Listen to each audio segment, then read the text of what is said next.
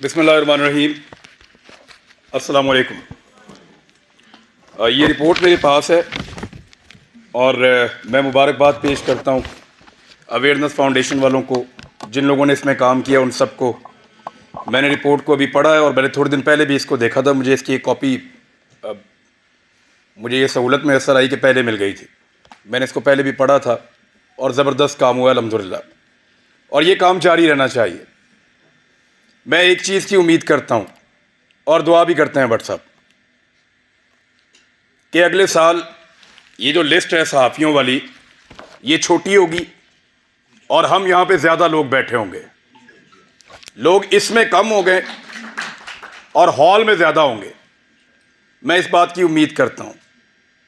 मैं क्योंकि तनकीद करता हूँ बहुत खुलकर, और मुझे आदत है बहुत खुलकर बात करने की, तो मैं उन सबको वेलकम करता हूँ जो भी तनकीद करना चाहता है। बहुत अच्छी बात है, डिस्कस कीजिए हमारे कंडक्ट को और हमें भी करने दीजिए फिर। लेकिन किसी को यह हक नहीं पहुंचता कि वो मारे, वो डराए, वो जबर करे। यहां सब लोग ये बात कर रहे थे कि इकट्ठा होना पड़ेगा, यूनिटी होनी चाहिए। तो मुझे वो सिंपली एक दो लाइनें याद आ गई कि जबर का मौसम कब बदलेगा, जबर का मौसम कब बदलेगा, हम बदलेंगे तब बदलेगा, और बदलेगा, जरूर बदलेगा। मैं कुछ चीजें बड़ी क्लियर कर देना चाहता हूं अगले 2-4 मिनट के अंदर, कोई गलतफहमी रहे ना, खुलकर बात कर लेते हैं। हमारे ऊपर पर्चे देने की औकात पॉलिटिशियंस की नहीं है। ये क्या बेचते हैं, पर्चा देंगे हम पे, कमजोर लोग, बुज़दिल। ये इमरान खान पर्चा करवाएगा, नवाज शरीफ करवाएगा, आसिफ जरदारी पर्चा करवाएगा हम पे। ये औकात है पर्चा देने की इनकी? भट्ट साहब नहीं करवा सकते ये। इनकी क्या जरूरत है कि हमारे ऊपर पर्चा करवाएं? पर्चा मेरे पे हो या मीर शकील पे हो, अरशद शरीफ पे हो या साबिर शाकिर पे हो, समी भाई पे हो या भट्ट साहब आपके ऊपर हो या ज़मीर भाई आपके ऊपर हो, ये नहीं करवा सकते पर्चा। ये जो पर्चा हमारे ऊपर होता है ना, बगावत का, गद्दारी का, इसके कॉपीराइट ही नहीं है पॉलिटिशियंस के पास। हर चीज के कॉपीराइट्स होते हैं ना। ये जो रियासत से बगावत का और गद्दारी का मुकदमा है, इसके कॉपीराइट इन सियासतदानों के पास नहीं है, वो इनके अब्बा जी के पास हैं, पाकिस्तान की एस्टेब्लिशमेंट के पास हैं कॉपीराइट्स। गद्दारी का पर्चा, बगावत का पर्चा, वो हम पे करवाएंगे। दुनिया के किसी मुल्क में ये पर्चे नहीं हो रहे, क्योंकि सब मुल्कों को इस बात का यकीन है कि उस मुल्क में रहने वाले शहरी उस मुल्क के वफादार हैं। सिर्फ पाकिस्तान के अंदर एस्टेब्लिशमेंट को इस बात का शक अभी बाकी है कि यहां पे गद्दार भी हैं और बागी भी हैं। क्यों शक करते हो? क्या मसला है आपका? ये कहना चाहिए, वो नहीं कहना चाहिए, सवाल ही तो पूछते हैं। हम करते क्या है? यानी अजीबो गरीब किस्म के स्टैंडर्ड्स पाकिस्तान में बनाए हुए हैं। मैं कुछ चीजें आपके सामने रख देता हूं। पाकिस्तान की एस्टेब्लिशमेंट से खुली खुली मैं सामने बात कर देता हूं। आप गैरों की जंग में हमें धकेल दें तो आप मुहिब्बे वतन हैं, और हम आपसे ये पूछें कि इतने सारे बंदे क्यों मारे जा रहे हैं, तो हम गद्दार भी हैं और बागी भी हैं। आप बंद कमरों के अंदर फैसले करें इस मुल्क के 22 करोड़ अवाम के, तो आप मुहिब्बे वतन हैं। हम आपसे पूछें कि उन फैसलों के नताइज पे नजर देखिए, बताएं कि ये हालात क्यों हुए, तो हम गद्दार हैं। आप पाकिस्तान में बार बार रजीम चेंज ऑपरेशंस करें, मुंतखब हुकूमतों को गिराएं, तो आप मुहिब्बे वतन हैं। हम आपसे पूछें कि ये क्यों किया, तो हम गद्दार भी हैं और हम बागी भी हैं। आप वजीर आजमों के इंटरव्यूज करें और फैसला करें कि इसको बनाना है और इसको नहीं बनाना, तो आप मुहिब्बे वतन हैं। और हम जब ये कहें कि जनाब अवाम का फैसला होना चाहिए, ये 22 करोड़ लोग हैं, कीड़े मकोड़े नहीं हैं, तो हम गद्दार भी हैं। اور ہم باغی بھی ہیں. یعنی آپ بغاوتوں کے اور غداریوں کے مقدمے درج کروائیں جو پوری دنیا میں نہیں ہو رہے. اور جب ہم آپ کو یہ کہیں کہ کیا ہم باغی ہیں تو اس پہ بھی ہم باغی ہیں, اس پہ بھی ہم غدار ہیں. یعنی عجیب و غریب قسم کا کرائٹیریا بنایا ہوا ہے. آپ ہمارے لیے ہمارے ملک کی زمین کو تنگ کر دیں تو آپ محب وطن ہیں, اور ہم اپنی زمین پہ آزادی سے رہنے کا حق مانگیں تو ہم غدار ہیں, ہم باغی ہیں. آپ خدا نہ خواستہ کبھی ہار بھی جائیں تو آپ محب وطن ہیں, اور ہم آپ سے پوچھیں کہ حضور والا یہ کیا ہوا تھا تو ہم غدار ہیں, ہم باغی ہیں.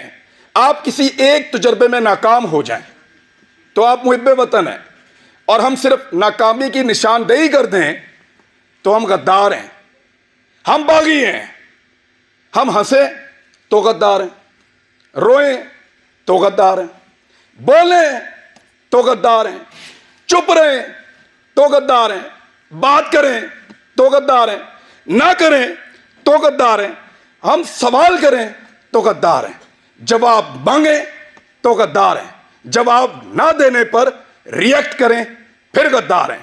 کیونکہ ہم پیدا ہوئے ہیں حضور غداری کے لیے. ہمارے گلوں میں نا تختیاں ڈالو اور ہمیں چکر لگواؤ پاکستان کے غدار لکھ کر, ہمارے ماتھوں پہ لکھو غدار ہیں, ادھر یہاں لکھو, یا گولی مار دو, ہمارے لیے وہ زیادہ آسان ہوگا. تکلیف ہوتی ہے. ارشد شریف نے کس کے لیے آواز نہیں اٹھائی تھی؟ آپ سارے گواہ ہیں. جس کو مار پڑی وہ اس کا شدید ترین مخالف ہونے کے باوجود کہتا رہا کہ غلط مارا ہے. تو تکلیف ہوتی ہے نا. بٹ صاحب ناکامی تھی ہماری, اس کا ہم پہ اعتبار ختم ہو گیا. بٹ صاحب اس کو پتا چل گیا اب اس کا بوجھ نہیں اٹھا سکتے, وہ اس لیے ملک چھوڑ کے گیا تھا. انہوں پتا لگ گیا تاڑے تو گل اتنے ہونا. ہم پہ اس کا اعتبار ختم ہو گیا تھا. تکلیف ہوتی ہے. چپ کر کے نکل لیا. انہوں نے مذاق اڑایا اس کی تصویر دکھا دکھا کر, ہمارے اختلافات کو ہمارے خلاف استعمال کیا, ہمارے لوگوں کو تصویر بھیجی کہ یہ دیکھو بھاگ رہا ہے, فوٹو لگاؤ سوشل میڈیا پہ, گندا کرو اس کو, بھاگ رہا ہے. اور بزدل نہیں تھا. بزدل ہوتا تو تمہارے ساتھ ڈیل کرتا, تم اس کی منتیں کر رہے تھے ڈیل کے لیے. روز اسے کہتے تھے کہ آؤ بات کریں, روز اسے کہتے تھے کہ آؤ سرنڈر کرو ہمارے سامنے. اس کے بچوں کو تھریٹ, اس کی فیملی کو تھریٹ. اکیلا تھا, اس کو پتا تھا سب کو اس نے اکیلے نے سنبھالنا ہے, کوئی اور تو نہیں تھا اس کے ساتھ. جاؤ پوچھو اس کی ماں سے, میں مل کر آیا ہوں اس دن. ساری باتیں کرنے کے بعد, پورا حوصلہ دینے کے بعد, آخر میں وہ کہتی ہے کہ ارشد تو نہیں ہے نا, جو کچھ بھی ہو ارشد تو نہیں آئے گا اب. ہم پہ اس کا اعتبار ختم ہو گیا تھا, اسی قابل ہیں ہم پہ بھروسہ نہیں تھا اس کا, اس لیے وہ یہاں سے گیا. بزدل نہیں تھا, ہم ناکارہ ہو گئے تھے, ہم اس کو نہیں بچا پائے. میں ابھی تھوڑی دیر پہلے میں موٹر وے پہ آ رہا تھا, میں نے ایک ویڈیو ریکارڈ کی. مجھے اطلاع دی گئی کہ آپ اسلام آباد آئیں گے تو پکڑیں گے, تو مت جاؤ. تو مجھے دو وجوہات سمجھ آئیں. یا تو کوئی یہ چاہتا ہے کہ میں آ کے بات نہ کروں, یا ہو سکتا ہے واقعی پکڑ لے. تو میں نے ایک ویڈیو چھوٹی سی ریکارڈ کروائی, اس لیے کہ اگر میں پکڑا گیا تو یہ لوگوں تک پہنچ جائے گی ویڈیو, اور مجھے جو اطلاع دی ہے, کیسے دی ہے, کس نے پکڑا ہے, یہ بھی پتہ چل جائے گا. میں نے اپنے بچوں سے بھی معافی مانگی. میں 1 سال میں ان کو کوئی کسی ایک موقع پر بھی جو میں ان کے ساتھ ٹائم گزارا کرتا تھا, مجھے وہ موقع ہی نہیں ملا. میں نے اسی ویڈیو میں ان سے معافی مانگی کہ بیٹا سوری بابا, پھر لیٹ ہو گئے ہیں, لیکن وعدہ آپ سے پورا کریں گے. لیکن آپ کو پتا میرے دماغ میں واحد چیز کیا چل رہی تھی؟ میرا بھی آپ سب سے اعتبار ختم ہو گیا. آخر میں میرے دماغ میں یہ آ رہا تھا کہ ارشد نہیں ہے, بولے گا کون؟ وہی تھا سب کو اکٹھا کر کے وہاں عدالت میں پہنچ گیا تھا. کیوں پکڑا اس کو؟ حوصلہ دیتا تھا, ڈٹ کر کھڑا تھا, ہر جگہ اس نے آواز اٹھائی, اور پوری کوشش کی اس نے کہ یہ مشکل وقت گزر جائے. ابھی میں اس یقین کے ساتھ اندر جاؤں گا کہ ارشد پیچھے نہیں کھڑا ہوا. اب صرف یہ ایک کمی مجھے محسوس ہوئی ہے, وہ اس کمی کے ساتھ پاکستان چھوڑ گیا تھا. وہ تکلیف میں نے آج پہلی مرتبہ محسوس کی ہے کہ جب وہ یہ ملک چھوڑ کر جا رہا تھا تو وہ کتنا بے بس تھا, اور اس کا ہم نے مذاق اڑایا کہ فلاں فلائٹ سے نکل گیا, اس طرح نکل گیا, اس طرح بھاگ لیا. اس نے مجھے فون پہ بتایا, عمران تجھے پتا ہے میں کیمرے میں جان بوجھ کر مسکرا رہا تھا, وہ اس لیے کہ مجھے پتا تھا یہ میرا مذاق اڑائیں گے. مذاق اڑاتے ہو یار, پہلے زمین تنگ کرتے ہو, پھر کوئی یہاں سے چلا جائے تو اس کا مذاق اڑاتے ہو. کیا بندوق لے کر تمہارے گلے پڑ جائے؟ وہ بھائی بولنے کا کام ہے اس کا, صحافی ہے وہ اپنی صحافت سے ٹکر دے رہا تھا, دیتا رہے گا, شہید ہے, تمہارے لیے نشان عبرت بنے گا وہ. میں نے پہلے کہا تھا, آج پھر کہہ رہا ہوں کہ تمہیں صرف مارنا آتا ہے, ہمیں اور بہت کچھ آتا ہے, اور وہ ہم انشاءاللہ کر کے دکھائیں گے. صرف ہمیں مارنا نہیں آتا.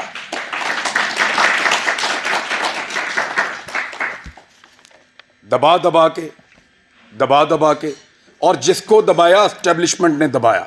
احمد میر کا پروگرام میں بڑا خوش تھا اس دور میں جب بند ہوا, کیونکہ ہم بھی ایک عجیب و غریب دنیا میں رہتے تھے. معاشرت علوم کی کتابیں پڑھ کے آئے ہوئے تھے, لگتا تھا سارے ہیرو ہیں, اسٹیبلشمنٹ پاکستان کی بہت وفادار ہے. سچی بات ہے, کسی کی آنکھیں پہلے کھل گئیں, کسی کی بعد میں کھل گئیں, لیکن اچھی بات ہے کھل گئی. لیکن مفادات کی پٹی باندھ کے کبھی آنکھ بند نہیں کی الحمدللہ. کبھی اس لیے آنکھ بند نہیں کی کہ مفادات کی اس کے اوپر پٹی بندھی ہوئی تھی. جب مطیع اللہ جان پہ حملہ ہوا, میں کلپ آپ سب سے شیئر کر دوں گا, میں نے مذمت کی. وہ بچہ جس کے گھر کے اندر گھس کے مارا, جس کے ساتھ آپ کا کیس چل رہا تھا, میں نے مذمت کی.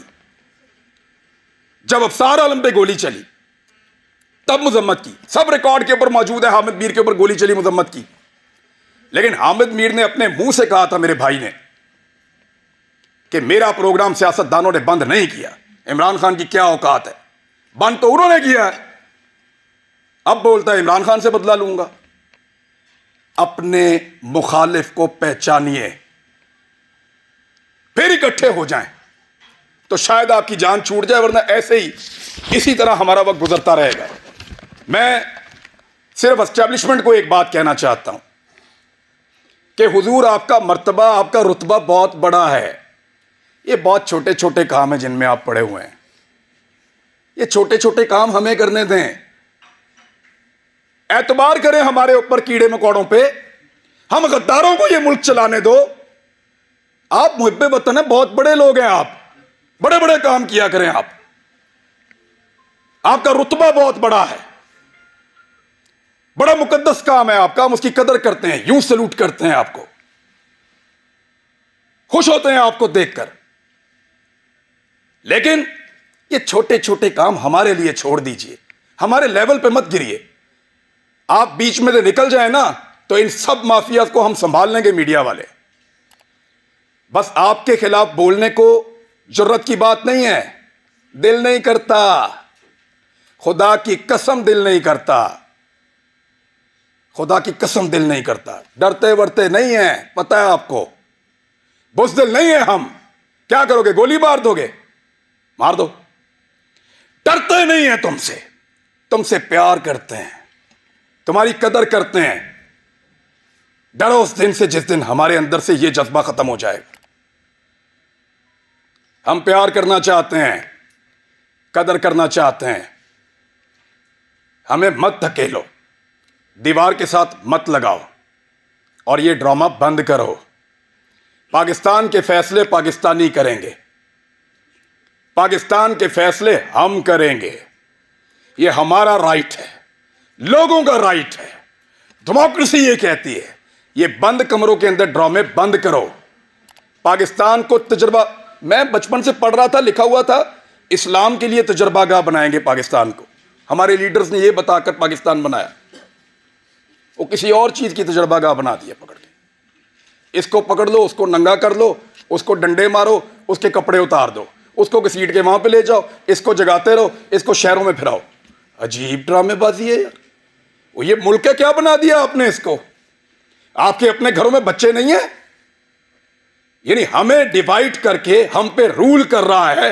پہلے گورا کر رہا تھا, اب اسٹیبلشمنٹ کر رہی ہے. اس سے اگر نکلنا ہے نا تو ایک بار سوچنا پڑے گا. میں نے یہاں کسی کو تنقید کا نشانہ نہیں بنایا. میں نے صرف بتایا ہے کہ وہ کون ہے جو ہم سب کو ڈیمیج کر رہا ہے. اس موقع سے ہمیں فائدہ اٹھانا چاہیے. ہم سب کو ایک موقف بنانا چاہیے. ایک موقف کم سے کم اس بات کے اوپر کہ ایک کو مار پڑے گی تو سب کو مار پڑے گی. یہاں سے بھی شروع کر لو تو بہت ہے. باقی مرضی ہے, اگر ڈیوائیڈ اینڈ رول کرنا ہے تو پھر کرتے رہیے. اس گندے کھیل کا حصہ بننا ہے تو بنتے رہیے. بٹ صاحب کو میں اس لیے اپریشیٹ کروں گا کہ کوئی بھی فورم ہو, کوئی بھی جگہ ہو, کوئی بھی بلائے, جب صحافت کا نام آتا ہے تو آپ لوگ آ جاتے ہیں. سر آپ لوگوں کا بہت شکریہ.